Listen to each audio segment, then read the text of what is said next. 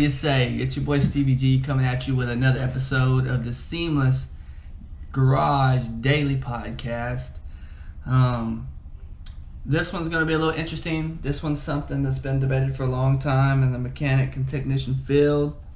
But one thing I want to bring up real quick, you may notice that I did not put one out on Sunday. The reason I did not put an episode out on Sunday is because on Sundays, the only way I can get it uploaded is at my house, which does not have the greatest internet. I actually use another source to get my videos and my podcast sent out, because if I try to do it at home, it will take literally 8, 9, 10 hours. I've actually put a YouTube video up to upload at night before bed, get up in the morning, and it's only 43% done. So I no longer do YouTube videos here. And the other place that I upload YouTube videos, and it actually takes 5 minutes and it's uploaded. So really good internet there. So I just don't waste my time. So that's one thing I was going to bring up. It is a daily podcast. Sunday is the only exception. Sunday will be the off day. So you guys can get a break from me. I can get a break from posting. Everything's good. So we can start back fresh on Monday. So with that being said, let's move into today's topic. So today's topic is, are name brand tools worth it? Worth the price?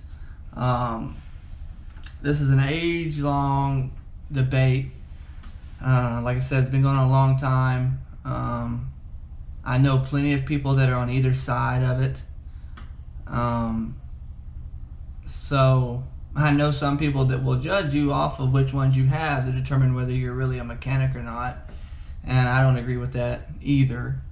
So let's get into it.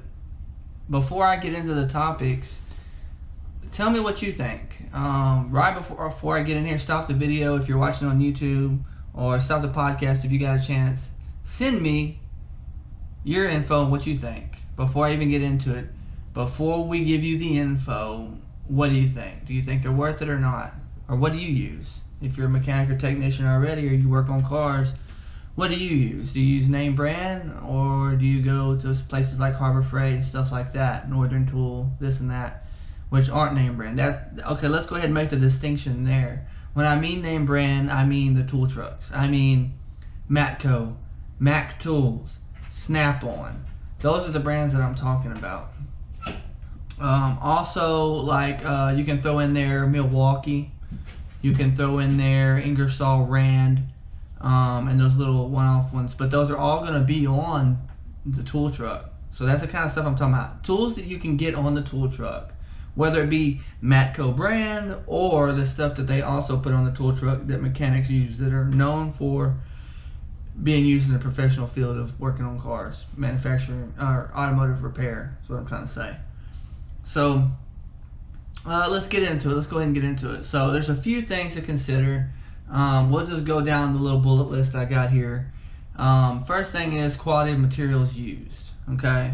At the end of this, I'm going to give you, obviously I'm going to give you my thoughts, and I'm going to give you a rule of thumb that you can go by. But quality of materials used is the first bullet point. There's a huge difference. And if you've ever I like to use wrenches as a really good example of comparing brands. Wrenches are a really great example, okay? If you hold, and I own both right now, if you hold a Pittsburgh wrench, which comes from Harbor Freight, and you hold my favorite wrench to use is a Mac Tools wrench, okay? So a Mac wrench or a Snap-on or whatever. If you hold the two, you can definitely tell a difference in the material themselves, the metal. You can definitely tell a difference. All the way down to the way they shape the wrench. Your cheaper wrenches aren't going to be shaped in the best ergonomic way, so they're going to cut into your hand more. I'm not going to get too deep into that, but there's that. If you go into the wrenches as well and you compare the two, the way the opened end is set up, you have like flank drive, and I can't remember the other name of it, but the name brand tools have something that keeps you from slipping, okay? They have something that keeps you from slipping as much. It grips on better, okay? It grips on at a different point of the actual head. So if you look, wrenches are a really good example, but there's plenty of other things that you can look at, whether it be pliers, screwdrivers, all that good stuff. Okay, but it's the materials used. That's the main thing. Your rubbers on your screwdrivers and stuff are going to break down faster on your cheap screwdrivers. Okay, cheap screwdrivers though aren't that big of a difference in the name brand. It's not a huge difference. To me, the only difference would be ergonomics and sometimes the tips breaking off, which goes back to the quality of materials, like I was saying. But if you were going to cheap out on anything, and you were going to get off-brand of anything, I would say screwdrivers, in my opinion, just because they're not as important on tolerances and stuff like that, which we'll get into here in a minute. But quality of materials used, so that's one big reason why price is different. Okay, it's one big reason. I'm going to go into all the reasons why here in just a minute. So second thing is you have a warranty. So yeah, you're probably already screaming at me right now. Certain companies have warranties like Craftsman, and I think let's see, I think Stanley's got a warranty. I think even Harbor Freight on some of their tools has a warranty, right? That's fine. What I've noticed though is that the name brand ones have a better warranty, and they just make sure they get you a wrench right then and there if it's a wrench. You know, I keep going back to the wrench example, but your tools, okay? They usually have the ones on hand that are wore out the most often, because the ones that are going to break the most often are what? The ones you use the most, right? 10 millimeter is going to be the number one. So anyway, that aside, the thing that goes in with warranty is the fact that the company sticks around. Now, I don't know if you've noticed, but Craftsman has moved around, okay? You know, Sears is not a thing anymore, so they had to move. They moved to, where did they move? Home Depot or Lowe's? One of those two. One of the home improvement stores. I want to say it's Home Depot, because I don't think they'd put it in Lowe's to fight with Cobalt, but I could be wrong. Husky's not a big enough brand, so I think they'd move it in there. So I think Craftsman, pretty sure Craftsman was Home Depot. Anyway, not knocking Craftsman.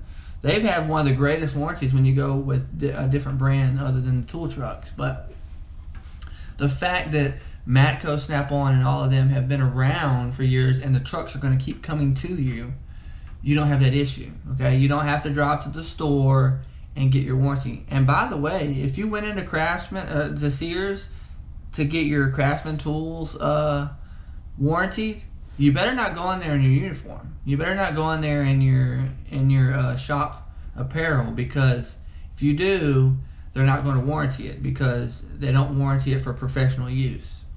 So that's the thing. Snap-on, Matco, they're not even going to think twice about how you broke it or anything. They're just going to hand you a new socket. That's what they're going to do. I think about wall sockets all the time, because that's one of those things that I use a lot that, you know, tend to fail. So that's it. Me sticking around. That's important to me. Stanley moved around too. So I don't know. I trust these truck companies because they come by every week. You know what I mean? I have 3 different trucks that come by every week. Cornwell's thrown in there too, by the way, but we don't have a Cornwell truck that comes to us, so I don't think about them. So the third bullet is tolerances are better suited for what we're doing in the mechanic field. And what I mean by that is they're less likely to round bolts. I've actually looked at, I actually did this, maybe I'll do a video on this, to compare the tolerances of wrenches, okay? In fact, there was a common thing on the Juke timing chain recall. We had a timing chain recall on the 13 Jukes, the earlier Jukes. They were stretching timing chains because it's a direct injected engine, carbon buildup. But that's for another podcast. But there was a bolt that held the slack tensioner guide, and it was a 10 millimeter, and it was very short shank. And if you didn't have a name brand 10 that was fresh, not one you use all the time, you had to keep this one on the side that was fresh. You didn't use it on your impact or anything for it to get wore out, okay? It had to be a fresh 10 millimeter you put on there. If not, it was going to strip. It was going to strip. So I would put, we tried this one time because we knew we were going to have to replace it anyway. We always have spares of those bolts. We tried it with a brand new Pittsburgh 10 millimeter, and it rounded it off. It stripped the bolt. So there's tolerance differences. There's a big tolerance difference. There's also inconsistencies in the sizes that you get on those cheap ones, because they're not checking them as much. You go check out you can check out, I think it's on YouTube, on how it's made. Snap-on has a lot of how it's made videos for their sockets, their wrenches, and everything. They test the actual size of it and the fitment of it on every socket and every wrench. They check that to make sure it's on point. And if it ain't good, it goes back into the bin to be rebuilt, because it's got to be on point. I mean, we have to be able to trust these tools to do our jobs.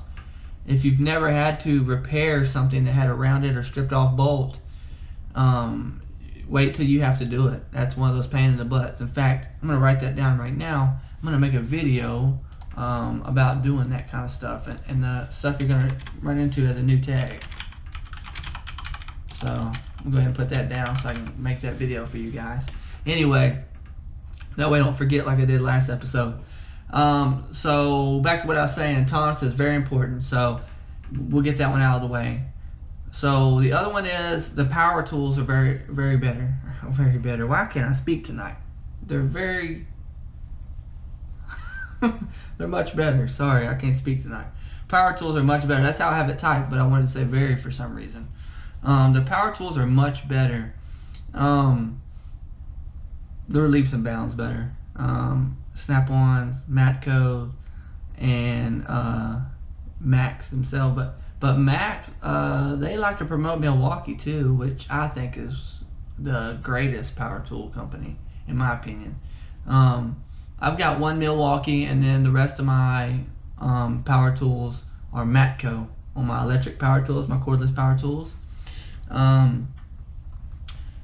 But my favorite's Milwaukee. I feel like they're the best, but way better than the stuff you get at Walmart, like your Harts. I have one, and I compared it to the other. It will do the job, but something that's real tight, it's not going to take off. I'll pull out my Milwaukee, it takes it off no problem. So just keep that in mind. They're not as strong. Even with the same size battery, they're not as strong. So let's see, Hart. What's some other companies? What is that? Chicago Electric or something like that.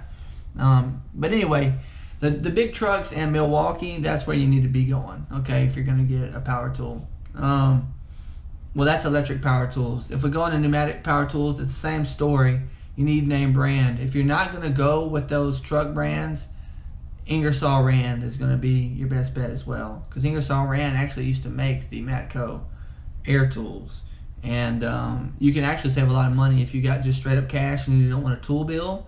You can get it for cheaper if you just go straight up Ingersoll Rand. And that impact, the titanium impact, is one of the best impacts in the game, so you can't go wrong there.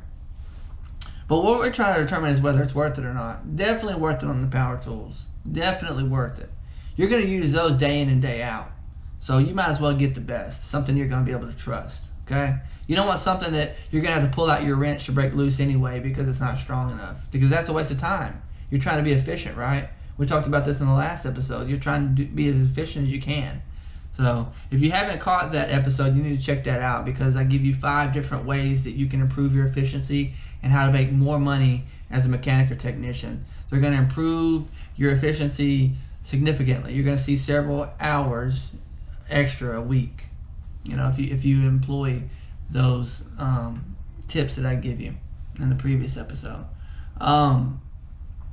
The last bullet for this, okay, the last thing, and we're going to wrap this up. Name brands are always doing research and development on their tools. They're always improving their tools. Every year they have what they call a tool expo, where they're showing off their new tools. They're always improving. And the cool thing is, let's say you buy that wrench set back in 1998 or something, right? And you break it or something. Something happens and you break it. Well, you're getting the 2021 version of it, which is well improved, okay? They don't make that other tool anymore, so they're going to give you what they have now, which is going to be way improved, okay? It's going to be much, much better than it was before, just because they're always improving. I haven't seen them get worse. So, I haven't seen the tools get worse. I've just seen them get better. Better technology. They really are, they might be a little pricey, okay? But they really are looking for the best interest of the mechanic, okay? They really are in the best interest of the mechanic. They want them to be able to do their job the best. because I'm sure some of those guys that are making these tools are mechanics themselves, or like to work on cars themselves. So, I mean, I know I would if I was a tool manufacturer. So, I'd be trying to make the best tools I could. So, who knows? Look out. Maybe we'll have a seamless tool line. You never know what's possible. So anyway, yeah, they do more research and development, and I see that in the other tools, like especially like Craftsman and Pittsburgh and stuff like that, man, they haven't changed their tools in years. They come out with some new stuff, but man, it's like off the wall. Like those wrenches. One time I got some wrenches for Christmas. I appreciate getting them, but they didn't do me any justice, because they had like a little toggle switch on that changed the size of the box end wrench, and it really didn't hold on. And like I said, the tolerances were off, so it was stripping bolts more than anything. So I ended up just putting them in my toolbox and not using them, because they come up with like random stuff like that. Another company to keep in mind though when it comes to wrenches is Gear Wrench. Their wrenches, they're the originals when it comes to the ratcheting box end wrenches. So don't sleep on them. They are cheaper, but they're good too. Another company was Easy Red, which turned into Mountain, which turned into somebody else now. I think it's Monster. I think the brand's Monster. Anyway, that name keeps getting thrown around to different names, but that company, whoever it is at the name at this time of watching the video, you'll know what I'm talking about. It went from Easy Red to Mountain. Now the name is Monster. But those double end wrenches, those double-ended flex-headed ratcheting wrenches, man, that's a mouthful. They're great, especially the ones with the flank. You need to get those. You can't get those anywhere else. But that company makes some good tools too. They make some really good tools. I believe it's Monster now is the name of the company. Don't quote me on that, but I'm about 90% sure. So you can bank on it. I'm just kidding. All right. I got something in big text here saying 9 out of 10. 9 times out of 10, you get what you pay for. So we'll just end with that. It's up to you to decide whether they're worth the price or not. I gave you plenty of bullets on why I think that, many points on why I think that this is why they're worth it. Okay. It's not often that I go to Harbor Freight or anybody else to get tools. I just don't do it. I do this as a profession. I need to trust in my tools every day. I can't have stuff break on me, because then I won't be able to make money for the day. And if the truck has already came that week, I'm shot out until the next week. You know what I mean? I may have to go borrow a tool from somebody, which I don't like. At that point, I might head on over to Harbor Freight to buy the tool, and then it's going to end up just sitting in my toolbox once I get my other tool replaced. Notice that I never said anything about why you should buy name brand tools because they make you cool. Notice I didn't say that. Nobody, okay, I'm wrong. People will judge you on your tools, but who cares? Screw them guys. Don't worry about what they think on your tools. And I've already mentioned this. This is a little caveat. This is a little tangent. But look, man, the toolbox, I've already talked about this before in another podcast. Go check it out. Don't buy a name brand toolbox, especially if you're starting out. If you've been in the field a long time and you feel like you've deserved it and you just want a really cool toolbox that you can hold on to for the rest of your career, and when you get done you can put it in your garage, or if you got a shop of your own and you just want something really, really cool, fine. But I'll tell you right now, I've been in the field for 10 years and I've had plenty of opportunity to do whatever I want. Okay, I make a pretty good living. I have a Craftsman main box, a chest and a roll cab, that's got my main tool, my kits and my main tools and stuff that I don't use all the time, and then all of the tools that I use on the daily, my wrenches, my socket sets, my power tools, everything is on a roll around cart, a 5-drawer roll around cart that I got for $200 at Harbor Freight. That U.S. General, I may have been knocking them on their tools a little bit. Icon is a different story. They're actually pretty decent. We'll get on that in another podcast. But their toolboxes, the U.S. General roll-around box, I've compared it to the Blue Point, the Snap-on roll-arounds with the same 5 drawers. There's nothing different, man. I'm telling you, the box is great. So it's not about the box. It's about the tools inside the box. So that's what's important, okay? So I'll give you a rule of thumb on buying tools, and then we'll get out of here. My favorite rule of thumb: if it's a tool that you know you will use every day, then buy name brand. You might as well go ahead and buy the name brand because you're going to use it day in and day out. and you need to be able to trust it. Also, a little thing on that. Buy name brand when it comes to your diagnostic tools and your testing tools. You cannot trust cheap off-brand tools to give you a correct diagnosis and a correct answer. The tolerances are just way out of whack, and you don't want to do that, okay? But back onto this. If it's something you use every day, name brand. If it's used on occasion, here and there, randomly, once every now and then you can get the cheap tools. But if these cheap tools that you're still using on occasion are still breaking on you, then you need to go ahead and get the name brand anyway, okay? You can get that tool replaced, warranty, but then go buy you a name brand on something you can trust, all right? Just so you have both, you know what I'm saying? Because at the end of the day, you're making money with these tools. You need to be able to trust them. That's all it is. So, appreciate it. We'll catch you on the next episode. If you're watching this on YouTube, comment below. Tell me what you think about this. Let's get a discussion going. Old heads too. If you're old head, you're a mechanic that's been around a long time and you've got a viewpoint on this, let me know. And also give me some other reasons why the name brands are worth the price. You know what I mean? This is just the 5 points that I have. Okay. But yeah, we'll see you on the next one. Be on the lookout. Like I said, we're doing this daily, so just be on the lookout. I'm hitting you guys with tips on improve your efficiency.